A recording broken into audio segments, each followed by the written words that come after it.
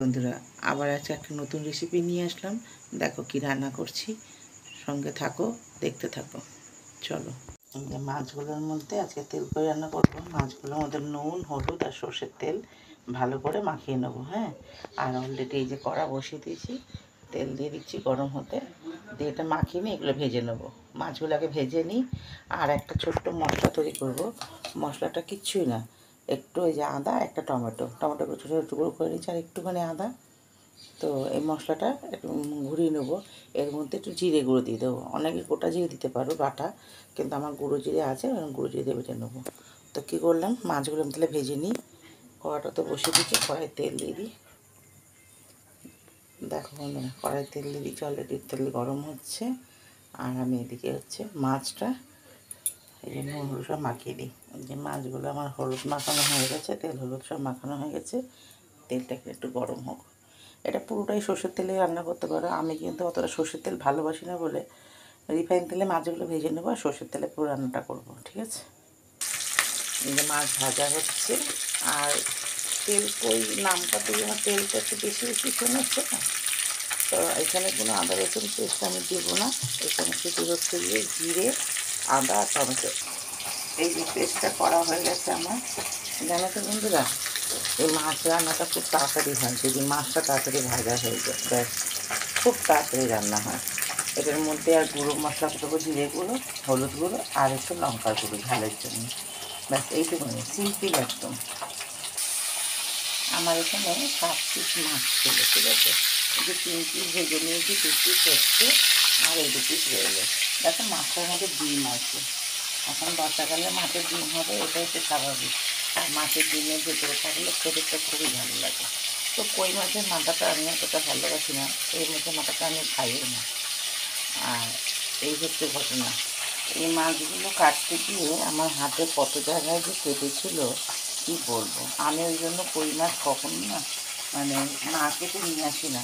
সেদিনকে বৃষ্টি পড়ছিল, বারবার করে বলছিল যে দিদি আজকে নিয়ে চলে যাও, আমি কাটার কোনো ইয়ে নেই, বৃষ্টি পড়ছে, তাই নিয়ে চলে এসেছিলাম। আর কোনো দিন করবো না, আমার হাতের অবস্থা খুব খারাপ হয়ে গেছিলো। এই যে আমার মাছগুলো সব ভাজা হয়ে গেছে।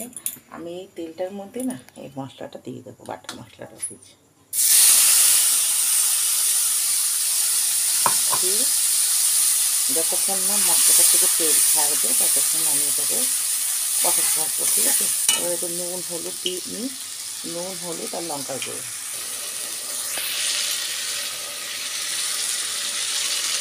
এই রান্নাটা সম্পূর্ণটাই শুকনো লঙ্কাতে হয়, কাঁচা লঙ্কাতে হয় না।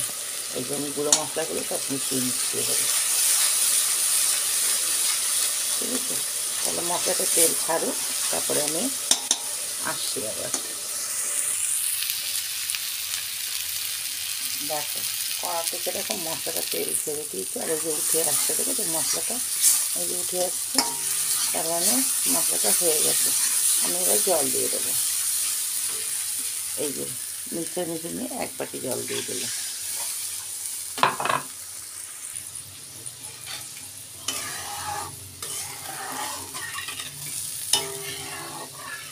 জল দিয়ে দিচ্ছি।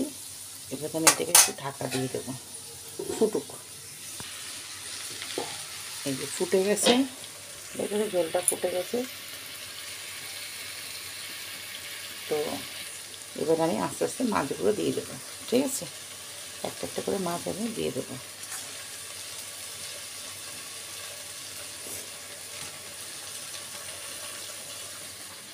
এই যে মাছটা ফুটছে, এবার আমি জলটা একটুখানি রসটা শুকালে, শুকনো শুকনো হলে সর্ষের তেল দিয়ে নামিয়ে নেবো। এই যে হয়ে গেছে, আর এই যে আমি সর্ষের তেল দিচ্ছি। সর্ষের তেল দিয়ে আমি আর ফোটাবো না। ঠিক আছে, সর্ষের তেল দিয়ে এটাকে আমি বন্ধ করে দেবো। ব্যাস, তাহলে সর্ষের তেলের যে ঝাঁঝটা সেটা আর থাকবে না। এই যে হয়ে গেল আমার কই তেল। তো আজকের মতো ভিডিওটা রাখলাম, আবার একটা নতুন রেসিপি নিয়ে হাজির হব। যদি রেসিপিটা ভালো লেগে থাকে সবাই একটু লাইক কমেন্টস করে দেবে।